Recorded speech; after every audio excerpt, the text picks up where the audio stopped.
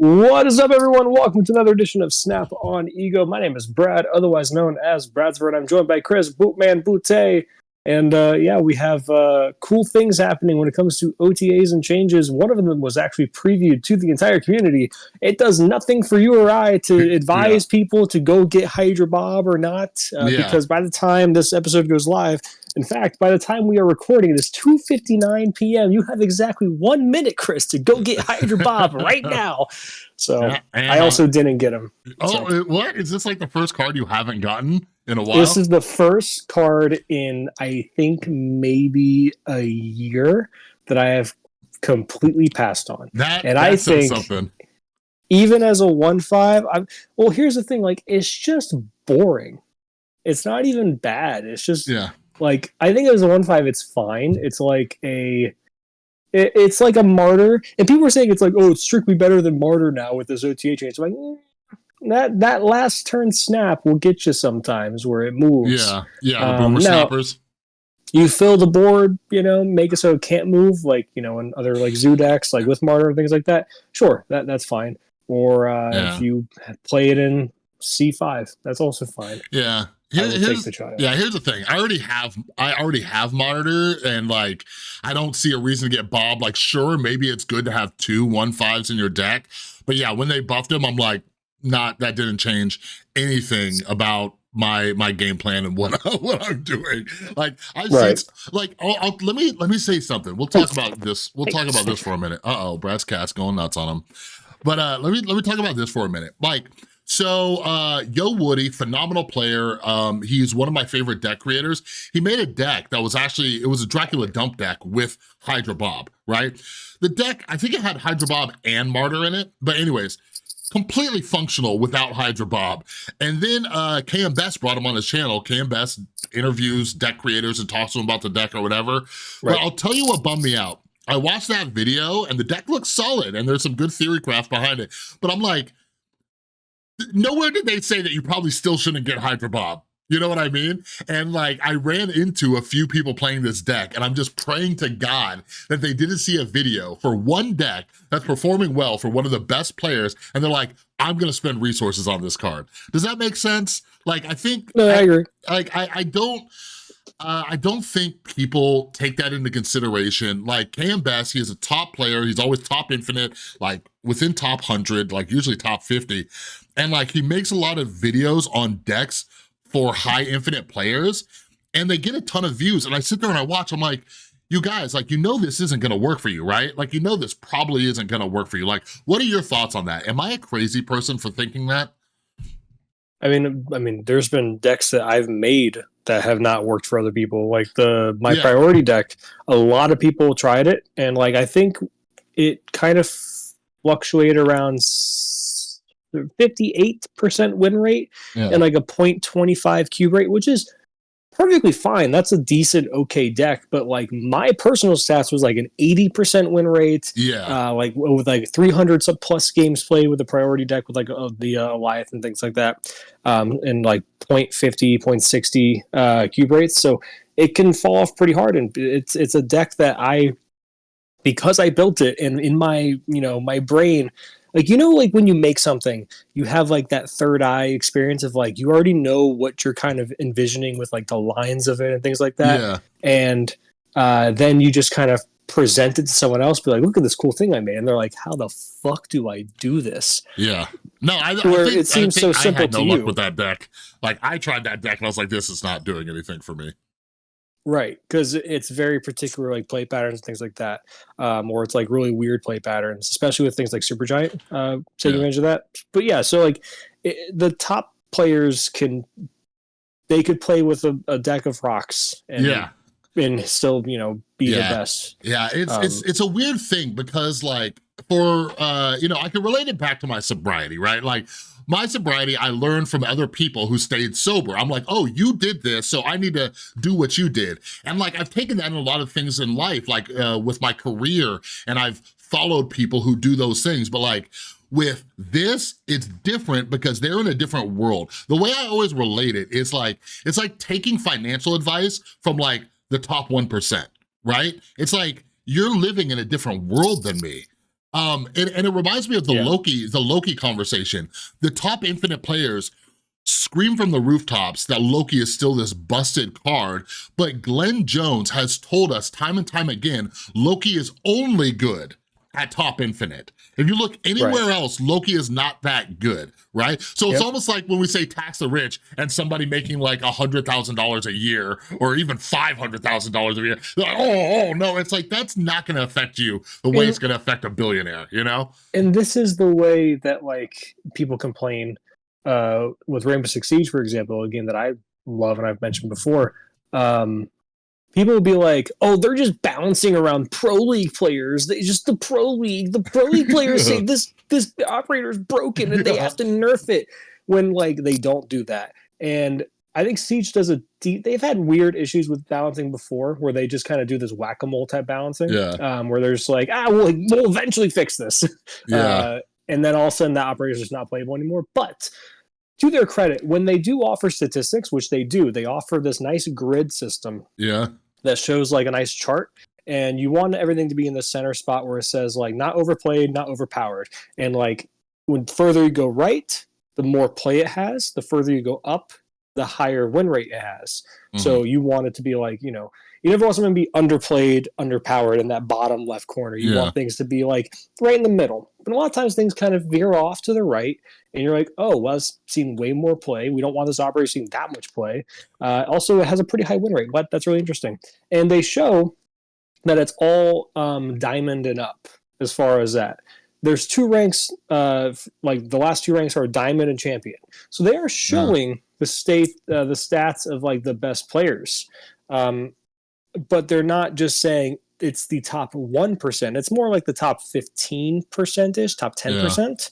Hi, little guy. And that's okay. I think that's a little bit more okay. And they don't just strictly balance it around that entirely, because they're different operators, different cards, whatever, like whatever game you play, that are completely night and day difference. Like how many times do you like watching tier lists about like video games and stuff like that, where people are like ranking I've been playing characters? I've been playing a lot of Marvel, not Marvel. I've been playing Marvel stuff, but I've been playing a lot of multiverses since it came back, and like I started watching a bunch of tier lists just because they like adjusted a bunch of characters. But yeah, anyways, go on. Yes, I do. So whenever you watch a tier list, how often do you see someone be like, "Oh, this is an S tier person" or whatever, and you're like, what? Oh yeah, for sure. How? For sure. Yeah. Or it's the other side. They say it's an F tier operator, or like an F tier fighter. They're like, I feel like it's more of like a B. You're just hating, but they're like saying, look, this is based on like the top play. Yeah. It's a much better character to play as at the very tippy top. Where in lower ranks, it's probably way worse. Or flip side, it's just way better. And that happens in Marvel Snap too. It's the same thing with what are you doing, dude? Yeah. It's the same thing with Loki, where it's like, it's annoying to lose to your own cards. I get it, but it's not something that's like oppressive in any way, shape, or form. Yeah. But I guess maybe with it being in the Arishem deck, I don't know. Well, so first off, my favorite thing is, I was trying to remember when it was. It was around the time of the Professor X nerfs. I had people legit in my replies, I saw it on Twitter too, saying, oh, they just nerfed Professor X because the creators were like complaining about it and stuff. I'm like, oh yeah, that's how it works. Like, dude, people forget, like we were bitching about like Shuri. Does anybody remember how Shuri did not get nerfed for like months? It was like months and months and months. Do you remember the first nerf for Shuri? It was, we're gonna make her a 4-1 or whatever. Yeah, that's it. It took a little point of power off her. They kept messing with Red Skull. Yeah. There's so much stuff. Like, you guys, if they listened to us, like the game would be all out of sorts. Like they go off this. They go off the data. If they listen to us, the game would also be in worse always. We have very dumb ideas, like all of us, as creators, people in the comments, all of us have really stupid ideas. But anyway, as far as Loki and Arishem, like there's some builds where it works, but a lot of people just toss Loki in there, and they'll like Loki like 2 or 3 cards. You know what I mean? And I'm just, and it's like, and especially if you're playing like a synergy deck, I don't see the benefit of it. Like, yes, Loki is there in case you get some bad draws or, whatever. But sometimes the deck you're playing against, you're trading. You're trading your bad draws for cards that aren't going to do anything for you. You know, sure they're -1 cost or whatever, but yeah, like I don't know, the Loki thing, we've talked about it forever, but I think Loki's broken people for quite some time. But yeah, speaking of how do you think the whole Arishem meta is going? Since we last did this thing, his play rate has dropped to like the 30% area. Keep in mind, its peak was like 75%. Yeah, it was at like crazy. 75. Again, that's untapped data. It's not reflective of the entirety of the game. It's probably closer to 50%, if I would say the entirety of the game. Yeah. It varies within ranks. I also imagine, do you think there's a high correlation between incomplete collections or lower chances of getting new cards and lower ranks? Do you think that there's a correlation there? Wait, what do you mean? So we hit Infinite every season, right? Yeah. So where are we starting every season? In the 70s with other people that just also hit Infinite. Yeah. We're going to always see the newer cards for the most part when they're good, because that's just how people who want to be the best work. They want to play the best new card that's available. I do wonder if you play in the 30s or the 40s consistently every season, and you're like dropping down to even like rank 10 to start the season, right? Yeah. Like the teens. I wonder if people just don't see as often a lot of these new cards. I wonder if there's a correlation there. I could be wrong. Yeah, it depends. Like, so my son is probably an edge case, right? Like he was somebody who played a ton, hit Infinite regularly. He took about 4 or 5 months off. He's been playing the last about 2 months or so. He's picked up some of the new cards. He got Arishem. But anyways, he's a good example of somebody who was really into the game. He watched a lot of creators, me and him talk, obviously. So he knows all about the new cards. And now that he's returning, he's playing some of the higher series cards in the lower ranks, right? Being back for 2 months, last month, he didn't really push for Infinite. This season, he said he's going to try. But yeah, he might be facing up against people who don't really see him. So I think it depends on how many of those lower series players are in the know, because we've talked about it before. If you're listening to this podcast, if you watch any creators, if you're on Twitter, you're in a small subgroup of all the Marvel Snap players in the world, right?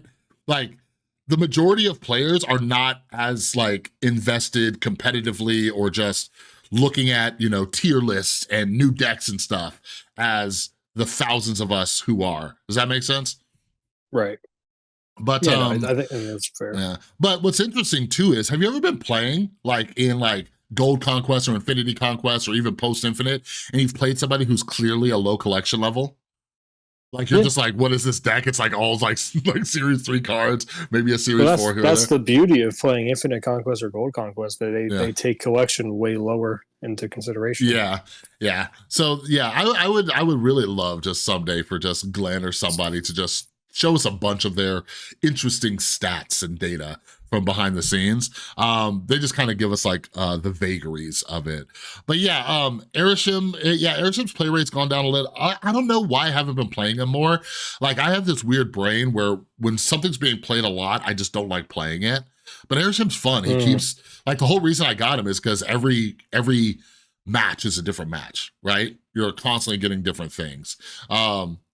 But yeah, I need to play him more. I've seen some people talking about like nerfing him or how to nerf him, but even in this OTA that we'll get to in a second, they say like, while his play rate has been unprecedented, his overall win rate hasn't been out of line.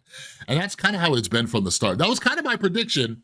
If I want to toot my horn a little bit, I said, hey, I don't think Arishem will be like a busted card. You know what I mean? But yeah, I think he's been fine. I think he's fine even with Loki in him.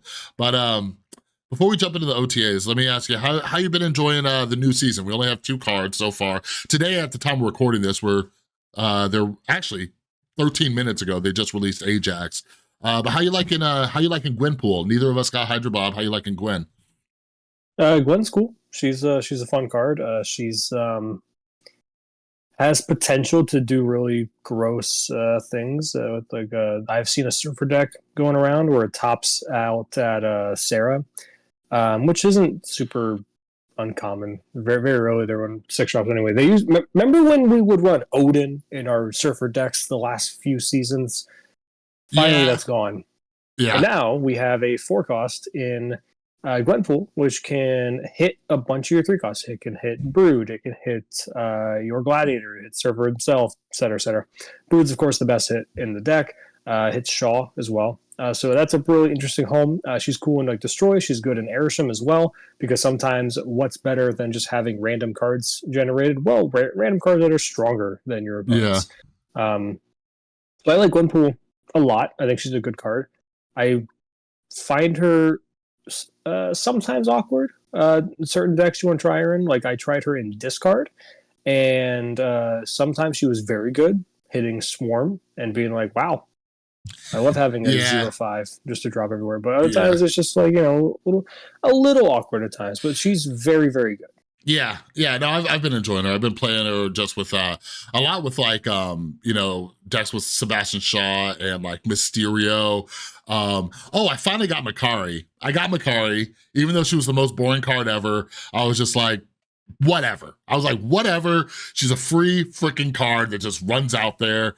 She hasn't screwed me over, but yeah, I've been playing some decks with Gwenpool and Makari to just like narrow down the hand size so she hits certain things. Before I got Makari, I was using Wasp in Makari's place, and I got my Wasp up to like 8 power sometimes, just playing with like Absorbing Man and Grandmaster. I did a couple videos on some decks like running like Grandmaster and stuff, and Gwenpool's definitely fun. I only played a little bit of her in Discard, but I definitely want to do some more, like her hitting Swarm or even Apocalypse, a couple times. Cool. But yeah. You know what? I was just checking the shop update. Did you see this? We got a new album with oh god, what is wait, it's the second one? Yeah, second Pandart, but we got this little Green Goblin emote. I'm saying it's the second tier is the emote. It's not the last tier. No. Yeah, it's the second one. It's it goes cool. Yeah, it goes a Goliath avatar and then that. And yeah, too bad I have no fucking Pandarts because I don't care for that art style that much. Is the Zero in there? Is Zero in there? Yes. Oh, I have that one. Let's go. Yeah, I got quite a few Pandarts, but not many are in this specific album. I need 2 more to get that freaking Green Goblin. So you have one. Yeah. No. I have 4. Look, check it out. How many do you need to get the Goblin? You need, was that 6? 6. Yeah. Oh, yeah, that's right. Okay, you're right. Yeah, they just released this new Cyclops, which is kind of cool, but I love my Scotty Young. We'll see how much I want that Green Goblin. But yeah, and then Hydro Bob's whack. Are you getting Ajax today though? You believe? You're a believer in Ajax? No. Not really. The ongoing is just weird. We talked about it last time, and he's being buffed to a 5/7 instead of a 5/5 ongoing, and it cares about how many afflicted with cards with negative power there are. And if you really want him to get to like a 5-15, which is like where it's like, oh, this is good, you're looking at like 7-8 cards like they need to get afflicted. Yeah. And when counting stuff on your own side, it's kind of a wash, right? Like I appreciate that it also counts stuff on your side, but like then you're just basically transferring the power from those afflicted ones with like a Typhoid Mary and just putting it right back onto him in a different lane. So I guess you can go tall in 2 lanes with a Typhoid and him. Like somewhere else, but like for the most part, it's your opponent's stuff you're caring about, and on average, you're hitting like what 4 or 5 cards, maybe. You know that I love like the Toxic Sarah deck that you put together. I love it. I enjoy Affliction. I want Hazmat to be good. I love my Max Greg Hazmat. I want to use it, but like I'm not sold. I'm hoping I get proven wrong this week. My advice to all Marvel Snappers is if you're unsure about a card, you have 7 days to decide. Watch streamers, watch videos. Videos are worse because people are just gonna show you the highlights, right? Like people, thinking Hydro Bob's good because there's some videos on it. But anyways, so I'm gonna keep an eye on it, but yeah, I'm not sold. My biggest thing is the second they changed it from on reveal to ongoing, the card got fucked. The card was completely fucked, right? If I could Hazmat all my shit, turn 5, Ajax, turn 6, Luke Cage, game changer. Absolute game changer. But I don't see that trade-off. I've been listening to conversations about Ajax and people like, oh yeah, like kind of like you're saying, like Ajax and Typhoid Mary. I'm like, yeah, but I'm also hitting all my other shit. And here's the other issue, Brad. Here's the other issue. That is way too much fucking math for me. It is way too much fucking math. You want me to calculate how many cards Typhoid Mary is gonna afflict on my side, how much is gonna be transferred to Ajax, plus their side? Like, fuck that shit. I can barely play bounce without losing my fucking mind. You want me to do that math too? Also, you know what I mean? time out. Let's go back a little bit. Let's ignore the Typhoid Mary thing for a second. Let's say you're trying to just focus solely on your opponent's side of it, right? Yeah. Because he's an ongoing on not an on reveal. This is what's going to happen, Chris. Let's say you go against an Arishem deck, too, just to add a little bit more salt in the wound of this little hypothesis, or hypothetical situation, sorry. You go ahead and play Ajax. You hazmat their entire stuff. They had it, because they're Arishem, they got the extra energy. Their place of left and right. They got a bunch of 1-2 drops. They got a squirrel go randomly, so you're like, oh, I'm cooking. We're eating, baby. You play your hazmat, and you get a huge affliction, and your Ajax is sitting there at like 16, 17 power. You're like, oh, this is great. This is the fucking best, bro. Yeah. And then they have a fucking randomly generated Luke Cage from their Arishem. And then there goes your Ajax, because he's ongoing, no longer sees the opponent's affliction because of Luke Cage, and he goes right back to 7. Now, we talked about this last week, or last episode. There's a chance that he ignores the Luke Cage thing. More I thought about it, the more I'm assuming and thinking, and we can test this today, and you can tell me if I'm wrong or right in the comments after we kind of test this. I'm sure that if you play Luke Cage, your opponent plays Luke Cage, I think your Ajax goes right back to 7. If you have nothing on your side, that's afflicted. That's what I imagine because of the ongoing. And here's the other thing: because of all the Arishem and because of all the Darkhawk, right now, as it stands, and this is just Infinite Plus, Rogue has a 26% play rate, okay? Dude, I cannot stand Rogue as a card because think about it. Like, let me ask you this. When is Rogue, and I think her play is going to go down a little bit with this blob change we'll talk about in a second. When is Rogue ever the actual correct meta call over Enchantress? I don't get when it. Is it ever genuinely correct to, like, right now with all the Darkhawk running around, the Darkhawk Arishem I would say it's more so because of Blob stealing Blob and his ongoing, but I guess it doesn't take away his stats like it does Darkhawk. And we'll jump into the OTA in a second, but that's the stupidest interaction. That is the dumbest, unintuitive interaction with Rogue or Mystique on Blob. That's so fucking stupid. His ongoing cannot be moved. You should not copy his on reveal. Well, remember they changed that a few seasons ago to make it so that Mystique and Rogue also hit on the on reveals if it's included in a card text that has both ongoing and on reveal. I do remember that. They could have, instead of doing what they did today, which, spoiler alert, is they removed the ongoing text of can't be moved from Blob entirely, which sucks from a flavor perspective because the whole thing of no one can move the Blob is like it's his whole thing. So taking that away is kind of sucks. But again, I agree. Gameplay trumps flavor all the time. But they could have just reverted that change and made it so that Rogue and Mystique no longer take on reveals. Because then on top of that, because now you would have this like Hail Mary amazing line of Blob on 5 in an Arishem deck, and then turn 6 you just go Mystique into Absman, so you have a Blob in all 3 lanes. Like that's just silly. Now that's gone. If you did Mystique and then Absman, though, your deck would be pretty depleted though after all 3 of those. I've done it. They all hit 15. Oh really? They all hit 15 every time. That. I have never, out of the like probably 10-ish times I've pulled that off through either having Asman in the deck or randomly generating it, I have never seen an under 15 for any of them. They've all been minimum 15 every lane. Then fuck that. Think about the average power of like cards. Like there's so many just random like 3/7s and like 3/6s and shit. And, like 4 like all the 3/5s are releasing lately and stuff. Like, right. I guess that makes sense. But Yeah, so anyways, real quick, Ajax, like Ajax might be just releasing into a bad time and maybe he'll pop up better later where it's like, oh shit, do I need to get him now? But I don't know. Because Shang-Chi's at a 45% play rate too, by the way. So well, because of Blob and stuff. So people love to look at Shang-Chi as like, this is a problem card. Like your good friend Jeff Hugon has talked about it before as well. Or he has a love-hate relationship with Shang-Chi, saying if he was, I remember he said if he was released as a data mine card today and hadn't existed in the game, he would be like, everyone would say he's broken. He's the most broken thing ever in the game. Mm-hmm. So I would argue if that was the case, Marvel Snap would have died. Died as a game. I think you need a check card like that. It would not be where it is as far as the player base goes. You can't have a card like no check valve. It'd just all be big stuff every meta. Yeah. Anyway, people like to look at Shang-Chi as like a telltale sign of like, oh, you need to fix Shang-Chi. He has a high play rate, but they don't look at like the fact that like the top decks are all just playing big stuff, and that happens, especially when there's things like the Blob interaction with Arishem. Which, by the way, I actually really like the fact that Blob has a home again.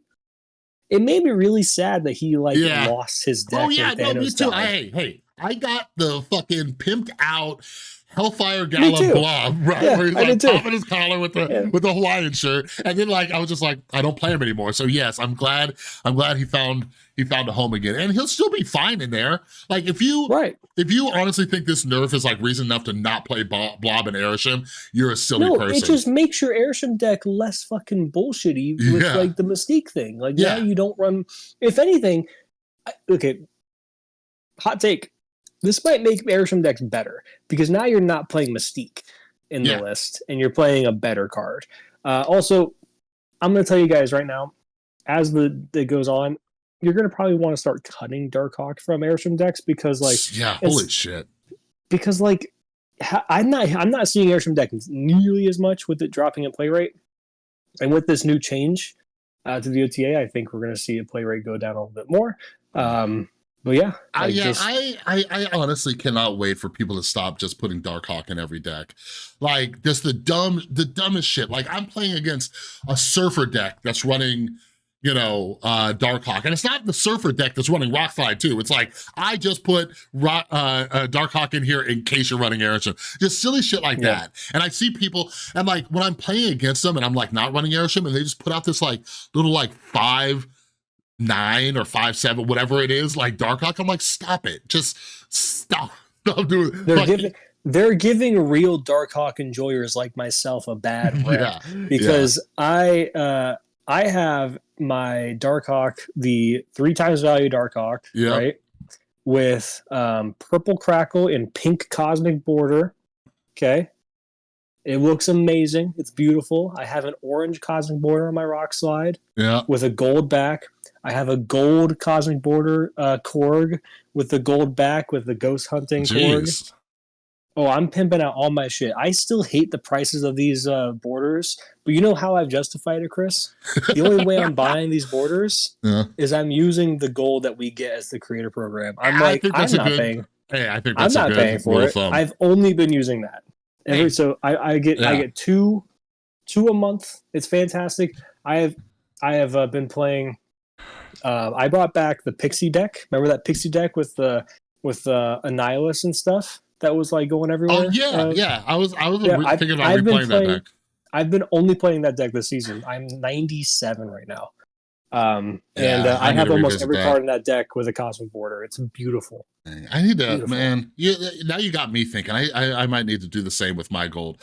So, because here's the thing. So when the Scotty Young album came out, I re-upped on gold. I bought like $50, I think, worth of gold just so I could. And then you never saw a Scotty in your shop. Yeah, they never did. They never did the fucking shop takeover. And you know what? Real quick. Again, before we jump into these OTAs, sorry audience, you got to listen to me, bitch. Let me tell you something that's fucking pissing me off about this goddamn shop. I have seen some of these fucking variants multiple times, right? Like what the fuck? The shop needs to be bigger. Yeah. And it needs to have a more rotations throughout the day. Yeah. like, let me say this, for everybody who thinks Second Dinner is the most money-grubbing, shady company on earth, if that were the case, they would let me give them gold for variants I fucking want. They would have a whole department that is figuring out— Let me buy from albums. Yeah. They would have a whole department at Second Dinner dedicated to figuring out how to put variants that I want in front of my face. That's what they would do, but they don't. I have been waiting. Do you know why I started buying borders with the gold instead? Because they look pretty? Because I would want to get things for albums, and I had been waiting for 2 fucking pixels because I want that goddamn leader emote. Yeah. Okay? I need 2. I need, I believe it's Mojo, and I need Invisible Woman. I have not seen either of them in my shop ever. Same. Well, oh wait, no, I need Invisible Woman and Juggernaut. Fucking same. Yeah, I got Juggernaut from a random poll, and I'm just waiting on the Mojo Invisible Woman. And it's like I've never seen these fucking things in the shop. And it is. When did that album come out? Like 4 months ago? Yeah, I used to get fucking 1 million pixels in my shop, and now they're just showing me all the pretty things. And then, when I open random things, I'm like, I hope it's a pixel. I have pulled like 7 straight pixels that I didn't even know existed. Yeah.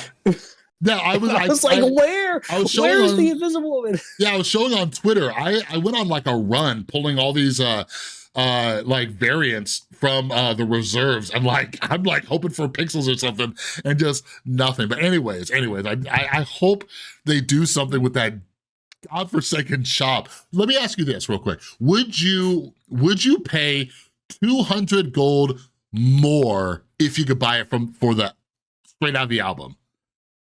So 900 for 700, and then 1400. Probably. Yeah. All right. Second Dinner. If you're listening, who is it? Steven's the money guy. Hey, you heard it. You heard it here. Let us know down in the comments. They could round it up to nice even numbers. Just call it a $300 album tax or 300 gold album tax. It's 1,000 and then 1,500. I think that'd be insane. But like people would do it. I'd probably do it. Like especially when you're only 1 or 2 away.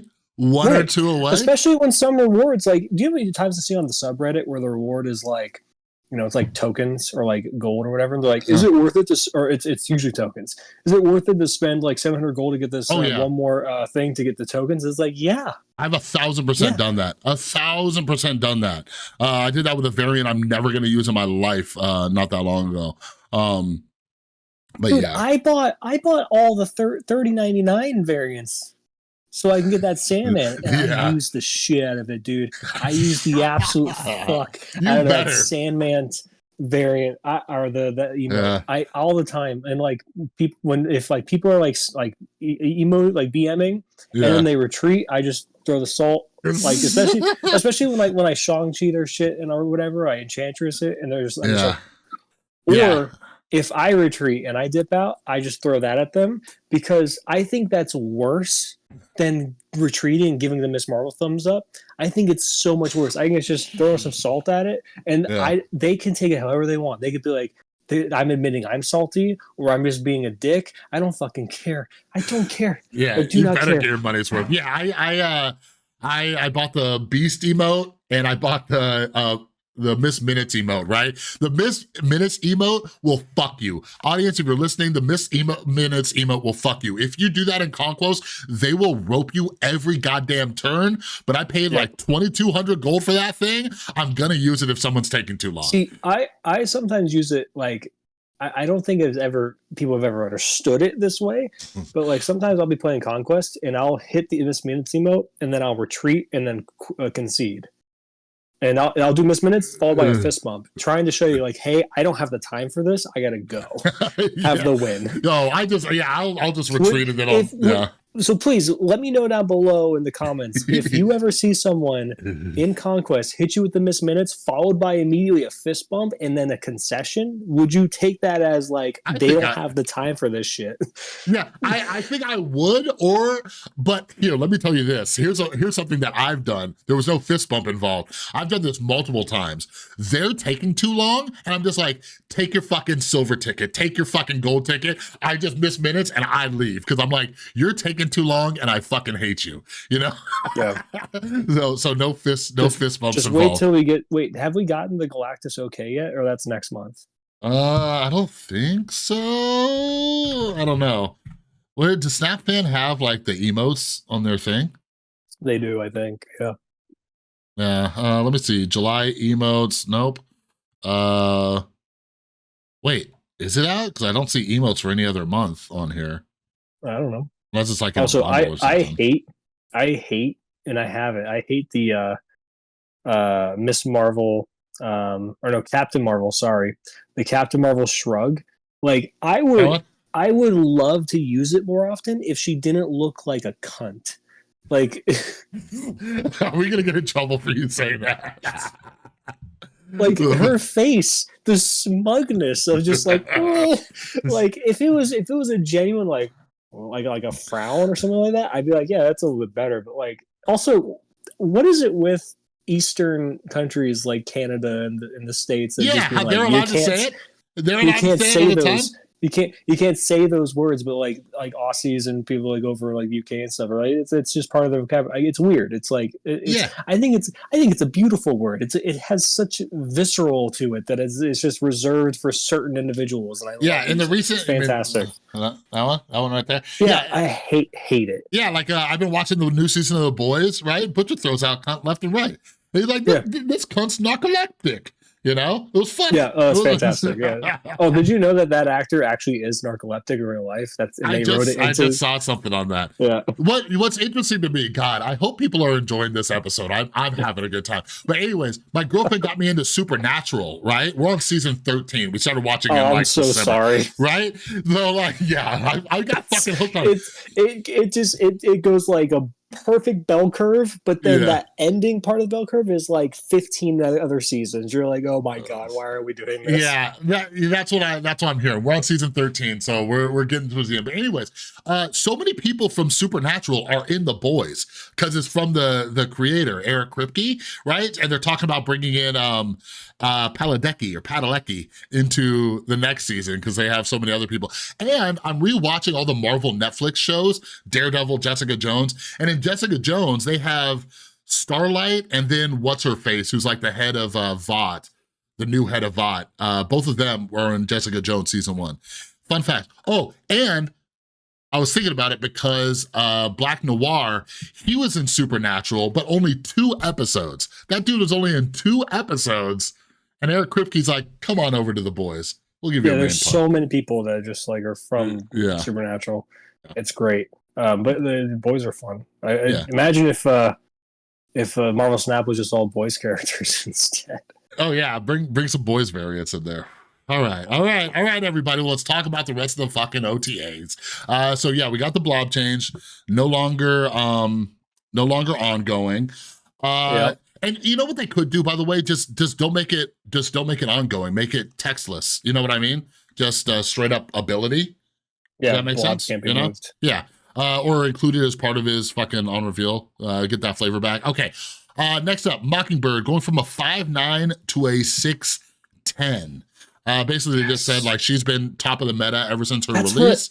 That is the exact nerf I've asked for months. I was like, she should just be a 6'10", make her cost a little bit more to come down and make her susceptible to getting hit by Shang-Chi. You're damn right that's a thumbs up. Fuck yeah. That's a great job. They listen to me. They listen to me both on this show, on Can't Stop Snapping. Everywhere I'll be, I'm like, make her a 6'10". Well, here we go. They just have meetings and they're just like, what did Brad say this week? Let's figure some stuff out. Oh, let's not use that one.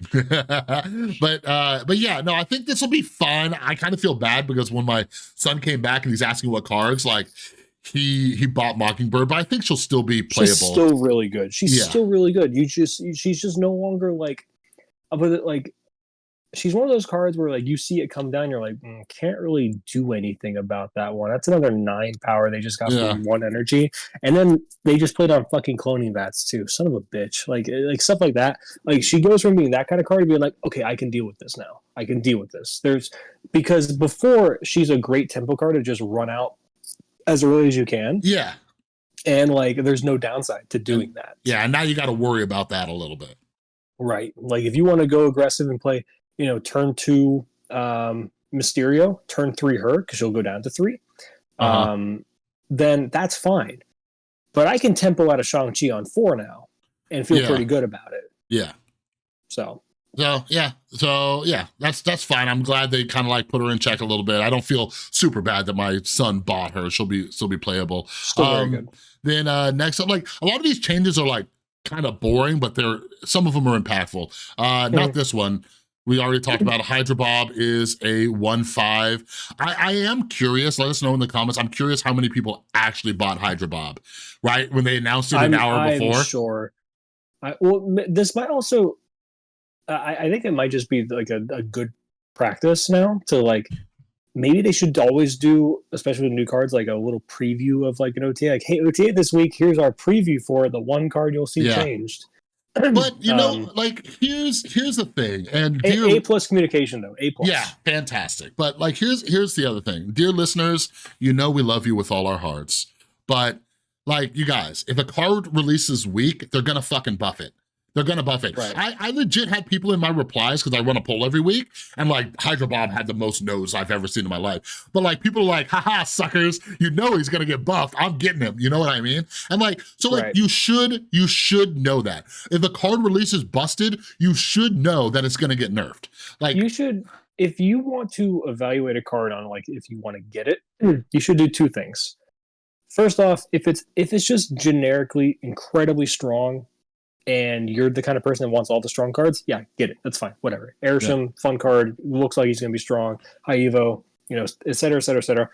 Good cards, get them. The other thing, though, is if a card looks weak, ignoring the idea that they could buff it down the line, which, of course, is always an option, do you think the fun factor or the interest of the card's ability and what they do matches what you like to do with your decks? And if that's the case, get it. Because if they buff it down the line, you have a fun card that you like. That's why I did not get Hydra Bob, because it wasn't just that he was weak. I found him uninteresting and not something that I could see myself playing in a lot of decks. So I said, I'll pass. Yeah, and the other thing, that's my thing. Is it good or is it fun? Hopefully it's an intersection of both. But with Hydra Bob, something I know about myself is that I'm a very timid snapper a lot of the times, right? So I'm not going to be taking advantage of his effect too often, you know? So like, that's the other thing. But speaking of, as you said that, like,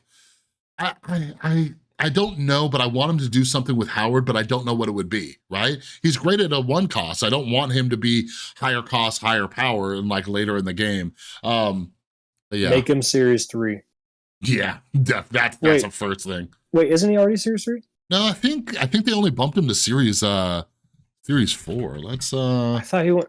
Oh, if I think I bitched about it. Howard the Duck is.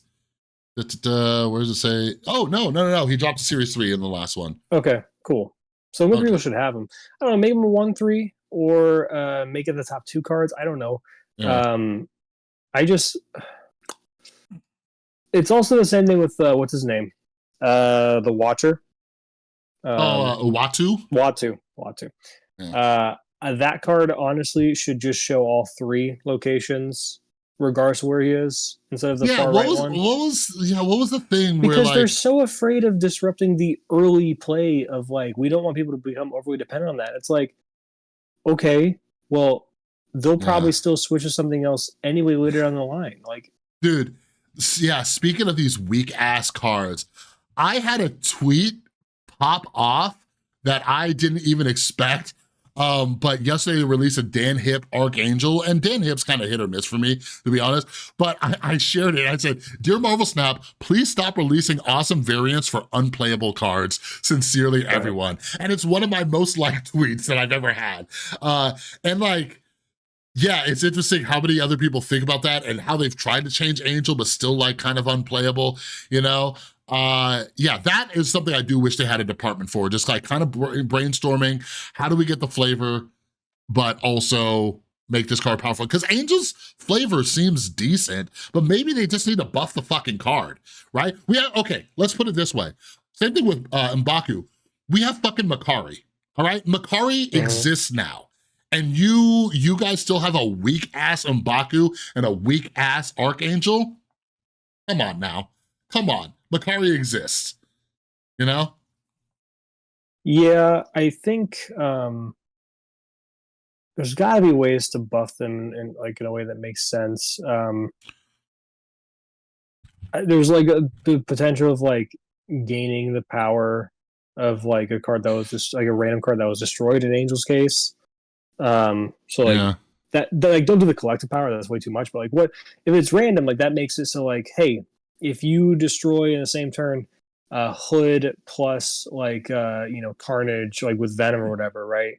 Then there's a chance that your Angel might be a -1 because it absorbs the Hood. There's also a chance it might be a 1/6 because the Carnage was 4 power or whatever, right? Yeah. Something like that. Yeah, at least make him a 1/3, maybe a 1/4. You know what I But mean? they can't make him a 1/3 because then he's just a generic 1/3 that like might as well be a vanilla card, and they're like, that's too good in their minds. I don't think that'd be the case. I don't think you see people playing Angel randomly. Though a 1/3 though, I don't know. Maybe a 1/3 is like okay Shang-Chi protection. Because think about this. Imagine Angel's a 1/3, right? I put him in any deck. You Shang-Chi one of my big things. Angel comes out, immediately matches Shang-Chi's power, right there. I like that. I think we're onto something. But then I think that might be too good.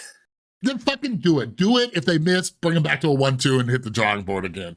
You know what I mean? Because if you immediately match Shang-Chi's power, then like it helps Shang-Chi, but there's a chance that like sometimes Shang-Chi like only comes up on top like 1 extra power than what you just brought down. Yeah. So matching Shang-Chi's power a lot of times can just lose that lane anyway.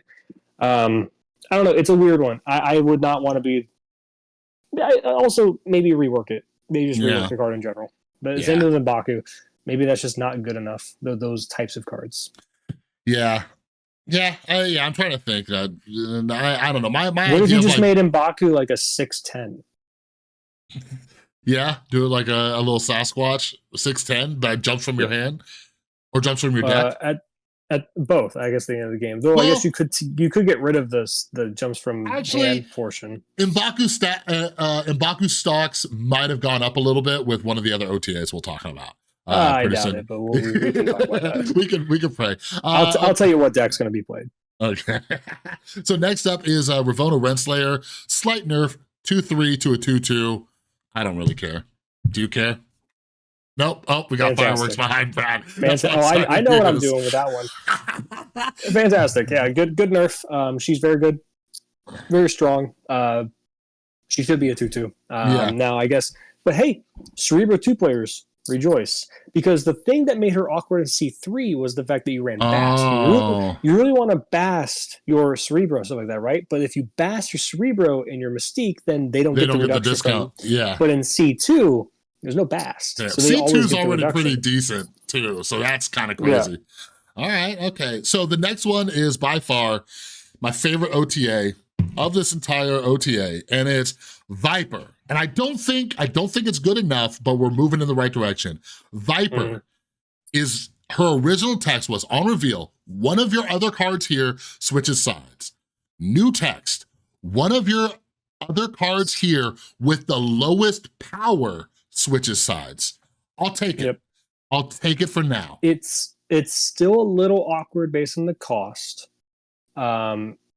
I guess the curve isn't as important now because it's always going to hit the lowest power thing. So you don't need her to be able to go turn 1 Hood, turn 2 her. You can go turn 1 Hood, turn 2 White Widow, turn 3 her now to send over the Hood. And you can actually put the Hood in the same way as the White Widow, I guess, if you wanted to in that case. I don't like doing stuff like that, though, because then I'm helping out there getting rid of the, even though it's a clog still. You want to do them in separate lanes. I'm just saying. And then I guess if you don't have the turn 5 Annihilus, you could go like White Widow plus her to like guarantee get over like the Void somewhere. It's like there's potential in her making her way back into some junk decks. She's still a 3/5, and a 3/5 that doesn't feel bad to play in the end game, because in the end game, like last turn, you're like, I can't play her because what if I send over like my fucking Annihilus or my whatever? Yeah. Now you can like hit the lowest thing if it's White Widow, for example, 2 power is fine, kind of thing. Yeah. But I don't know if it's good enough. There's just something about her being a 3 cost that's just a little awkward. I almost wish they just reverted her back to a 2/3. And with the old text, but I'm intrigued by this and change in general. We'll see how it is. Yeah, well, one of the things they said in the update, well, it's a short one, so I'll read it. Viper demands a more specific game state to do her thing than other cards that junk up the opponent's board, so we're making this quality of life change to help her more consistently hit her intended target later in the game and against opposing junk strategies, which I like, right? When Annihilus is top of the meta and you're playing that fucking game of chicken of who has the Annihilus, do I do mine on turn 5, do they do theirs on turn 6, right? Just having Viper as part of your repertoire, or a Viper to put in other decks that can counter, like if I'm not playing Annihilus, but I have a counter, you know? I see what they're saying, right? Where like now you can be like, oh, in the mirror, I can just Annihilus on 5, and then I have Viper as a backup to hit theirs on 6. It doesn't work that way though, because now you have to run Ghost.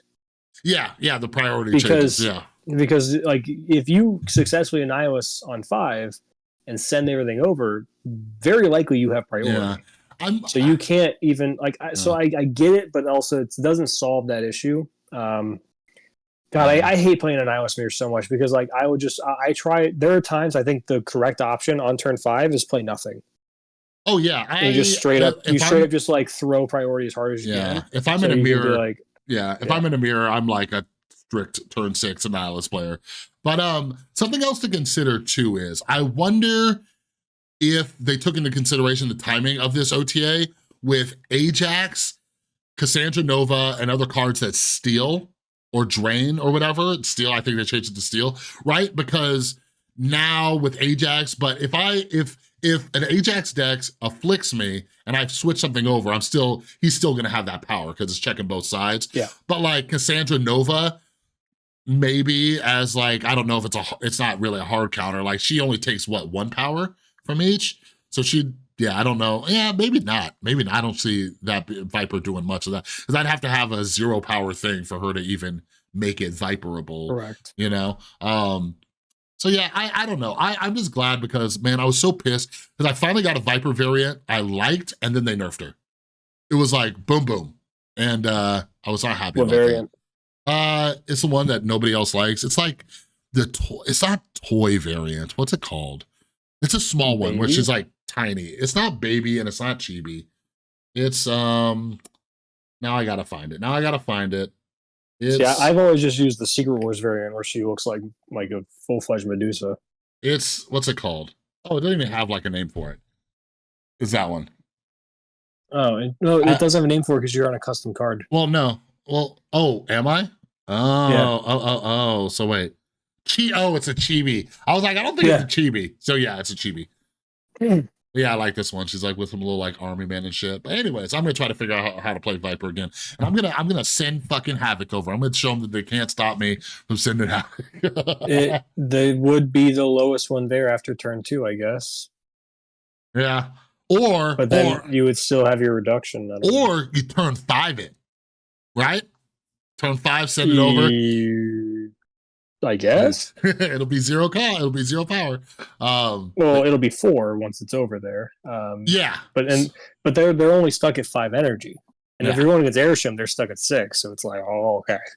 I don't know. Now you're making me bummed out. Hopefully Viper's playable again. Insert the LeBron James gif of him just Yeah, hopefully Viper's playable, but now I'm getting bummed out the more I talk about it. But next one's very simple. Sauron's a 3/4 now. Does it matter? Maybe. Yeah. So I hit Infinite with Shuri last season. Yeah. No, Shuri's still fucking good. I don't even know if he needed the buff. Probably not. Yeah, like he's fine. It felt like he was just a victim of the meta of like, why would you play Shuri when you can do blob stuff? I don't know. It's just it's just whatever. Like you talk to me in 3 months when he's back to a 3/2. Yeah. I don't know, dude. Yeah, I should have just combined all 3 of these. I'm gonna combine the next 2 because sometimes they're played together. Werewolf by Night and Hitmonkey, both getting 1 extra point of power. Werewolf by Night will be a 3/2. Hitmonkey will be a 3/3. Should have brought Hitmonkey back down to a 2. I'm just kidding. Don't fucking do that. That's way too good. I wish. Yeah. So yeah, I'm happy. These are both cards that I enjoy playing. You don't. Well, hold on. I wonder, would there be something to making Hitmonkey a 3-0? Because then Ravona makes him a 2-0 again. Maybe that's something they're trying to avoid. Because if you make him a 2-0, you can't. Because then Ravona makes him a 1-0. Yeah. And that's terrifying in a bounce list. Ravona bounce? There you go. Have fun. Yeah. Which the deck already wants to run Iron Man as well. So like listeners, watchers, don't get me wrong. I'm very excited about both these changes, but they're very minor. I am definitely the Marvel Snap player where when I see one extra point of power, like I understand the significance of it, but I'm never that excited. I'm like, eh. You know, I'm always happy when they make something a little bit stronger, but I'm always like, eh. Like isn't it funny though how like a nerf will happen where they lose a point of power and everyone's like, oh my god, cards ruined. Yeah, ruined. Done. I'm never playing Stature Black Bolt again. Oh yeah. Fuck you, secondary. Right? And then they buff it by 1 power and they're like, can you give me a little bit more? Yeah, please? a little bit more. Yeah, I just, it's hard for me to think of like games where I'm like, if my Hitmonkey or Werewolf by Night only had 1 more power. Like, let me tell y'all something. If I'm playing Hitmonkey, my boy's gonna be huge. That's all I'm saying. All right. So like if he's getting 1 extra point of power, I don't care. If he's coming on the board, he's gonna be a big monkey. And those of you who didn't know, Hitmonkey Season 2 just released. Can't wait to get started on that. Hooray. Yeah. Did you see Hitmonkey Season 1? No. It's good. It's one of those brutal cartoons with blood and shit. It's got a sword. I'm sure it's fun. Sword and a gun, and there's some comedy. Jason Sudeikis is in it. I do love him. He's great. Yeah. There's too many shows, dude. Too many shows to fucking watch. And like, especially like, and you know the struggle when you have a significant other and you're like, I want you to watch this show, even though I've seen it already. Yeah. And then we have to set up like a roadmap of like, okay, we can watch this one, and then we can watch this one, and we can watch this one. I've already seen all those shows. I don't fucking care. And then in the middle, they're randomly like, there's this anime I want to watch. And you're like, fuck, okay, let's watch the anime. That is my life. Yeah, my girlfriend, anytime I even suggest a new show, she's like, we have too many. The good thing is that she hates making choices. So whatever we're watching, she's just like, just pick. So I'll turn on like, some Supernatural. We just watched The Mole. We watched this Netflix show, Eric, with Benedict Cumberbatch on it. It's decent. It's decent, but I had my issues. Maybe we'll start a show podcast someday. Anyways, Hitmonkey's good. Take the time to fucking watch it, Brad. Do yourself a favor. Sure. You'll enjoy the card more. I still haven't watched X-Men. 97? Yep. Boo this man, this motherfucker. I didn't care for the show in the 90s when I was a child. Oh, God, this fucking It was just not... Okay, look, I've always said this. I love Marvel. Marvel's always been my go-to thing between Marvel and DC. I've always preferred Marvel. I loved Teen Titans growing up. I loved Justice League growing up. But there's something about Marvel characters that always spoke to me way more. Hence the reason I have Spider-Man shit back there on the other side that you can't fucking see right now. But the one thing that's never really spoken to me was X-Men. It just never really scratched the itch. It was never that Why? thing. Because they're tackling social issues? Is that why, Brad? Because of mirroring the social issues of our world? No. I loved it when they talked about socials. That's great. Fantastic. Good for you. I loved it. I love the allegory for the Jewish people that was represented from like the Ditko and Stan Lee. Like that they put that from themselves onto it and their own experiences. Fantastic. I love it. I appreciate it way more as an adult. But the powers and the fact that it's a school of gifted children and mutants and things like that just was always like, eh. I'd rather see other stuff. Here's where I'll somewhat. I love the Spider-Man '90s show though. That was the way shit. Worse in quality. Yeah, but I love that dude. That his delivery of, and also this was the last episode where Mary Jane disappears. That ended on a cliffhanger where he's going, no. Oh, I don't remember. I don't remember. Or where he's chasing Shocker when he has the black suit. He's like, Shocker. He's like, I'll chase you to the end of the world. And dude. Amazing. I love that show. I love Spider-Man and stuff like that. It's just X-Men was never that thing for me. So I don't really care. The only place where I'll somewhat align with you is that I watched X-Men 97, loved it, seen all the movies and stuff. But even though I enjoy it, like there's people who are just fucking gung-ho. Like, my best friend, huge comic nerd, he could tell me just about anything, but like, X-Men is his fucking shit. Like, that is the one he knows everything about and just obsessed. But like you said, I'm just like, okay. I'm like, okay, like the powers are all right and stuff like that, but let's all take it down a notch. I'll be a Spider-Man guy all day long. Well, my buddy will always come to me like, hey, like I have a comic book question. Because normally I read comics growing up. I collected a bunch of them. And anytime it's X-Men, I'm like, yeah, not the person. The only thing I can tell you random fun facts about Scarlet Witch's origins and Magneto and stuff like that, how that got changed later on to her being actually the thing of high evolutionary and stuff like that. I'll tell you that shit because that's funny. That is so fucking funny to me. And the fact that you look at pictures of Magneto and like you'll have Magneto and Quicksilver in the same room and you're like, they have the same face still. You're telling me he's not the father? Get him on Maury. All right. Last OTA. Lockjaw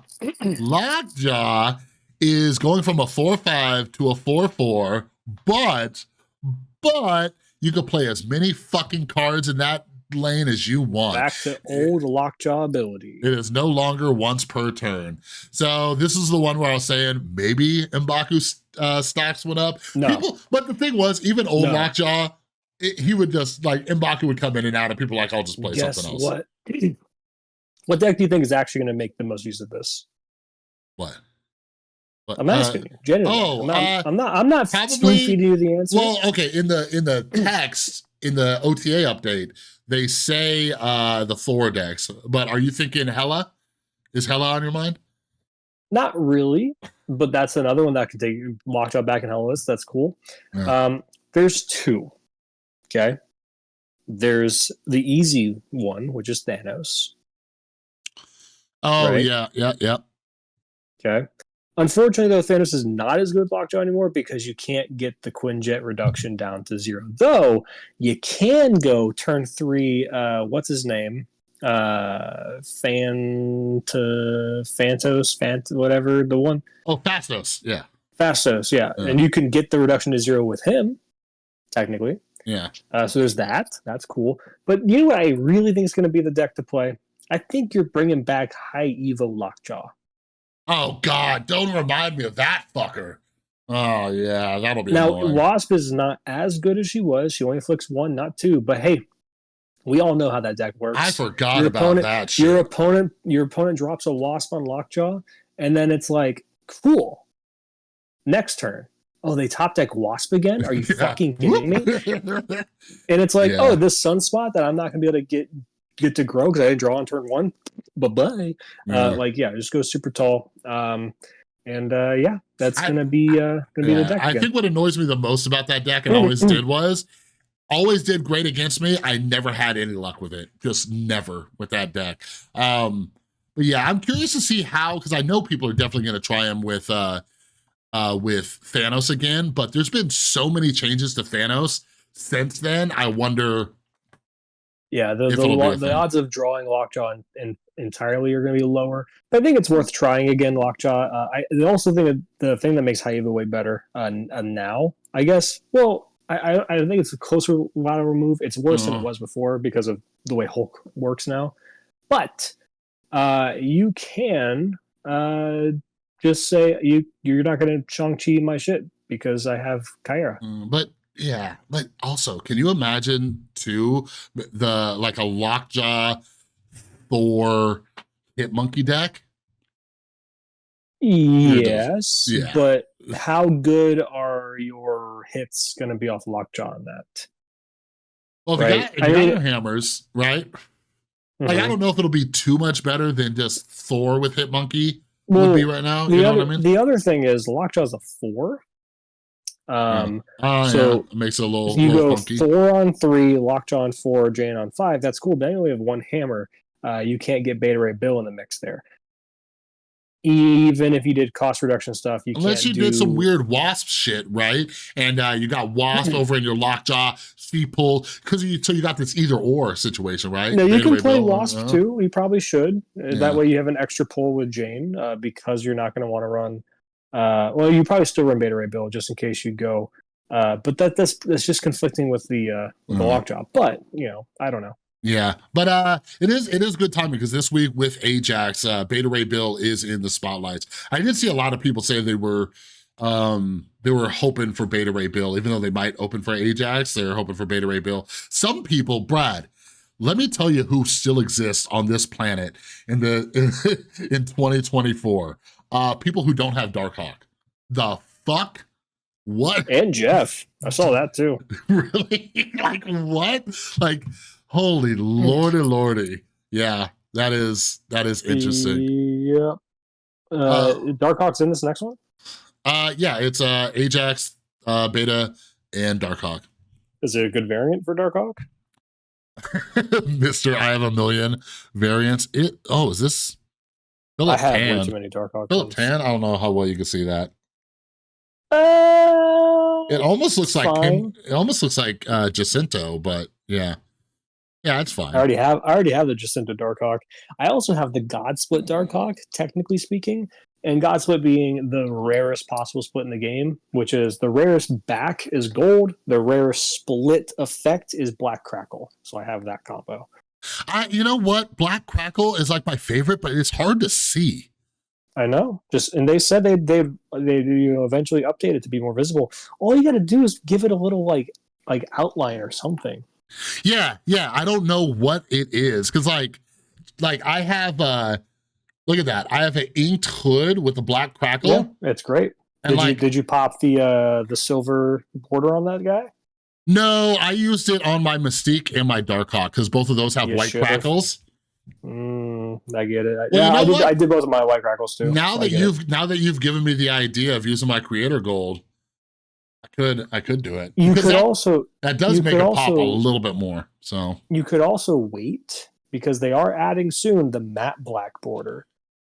I don't know how good that's going to look, but black coming off of black. I don't know. Yeah, I hope they do something with that Black Crackle though, because I have a few with a Black Crackle. Like I have an inked goose with a Black Crackle, and I'm just like, you can't really see it.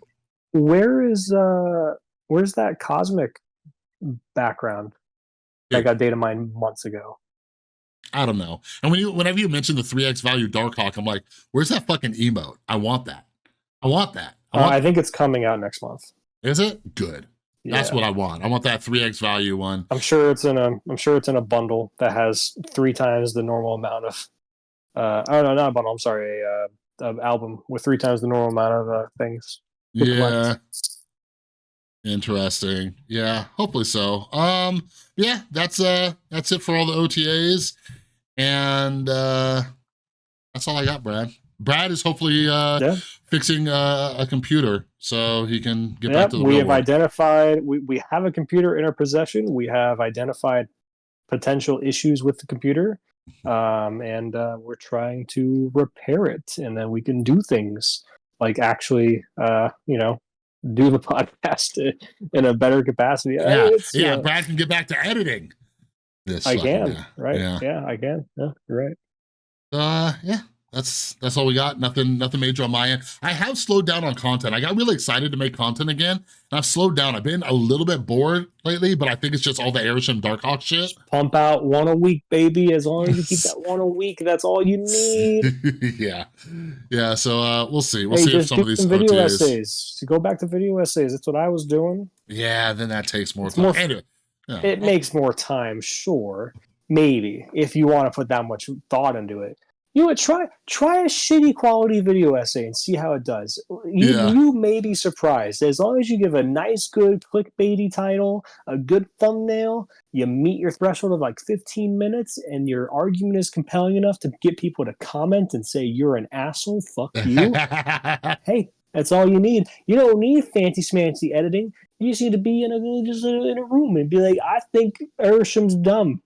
There, I said it. All right, you guys got it. Video essays coming back. Anyways, we're done. We're done. Take us out. We love you. We appreciate you. Let our faces shine on you. Be gracious to you. Let us look on you in favor and give you our peace. Will you give us your thanks? Amen. Blah blah blah. Later. Bye bye.